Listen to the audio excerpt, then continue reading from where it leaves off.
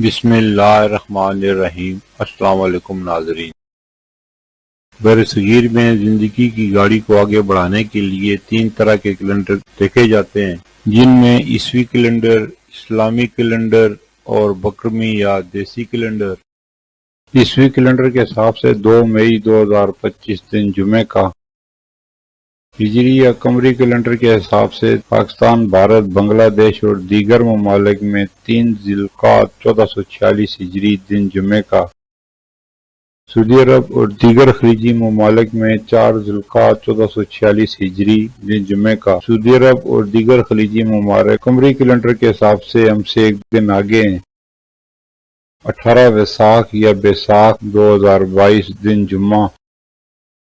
اور ماضی کے چند اہم واقعات: 2 مئی 2011 کو امریکی نیوی سیلز نے ایبٹ آباد میں ایک خفیہ آپریشن کے دوران القاعدہ کے سربراہ اسامہ بن لادن کو ہلاک کیا۔ یہ کارروائی آپریشن نیپچون اسپیئر کے نام سے جانا جاتا ہے اور اس نے پاکستان کی خود مختاری اور انٹیلیجنس اداروں کی کارکردگی پر عالمی سطح پر سوالات اٹھائے۔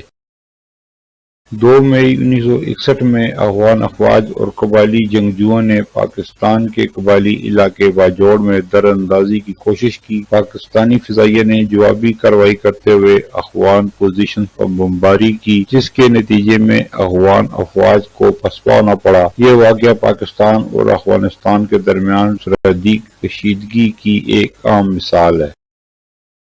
2 مئی 2008 برما میں سمندری طوفان نرگس کے آنے سے 1,38,000 افراد ہلاک اور لاکھوں لوگ بے گھر ہوئے۔ 2005 عراقی تاریخ میں پہلی بار منتخب حکومت نے اقتدار سنبھالا۔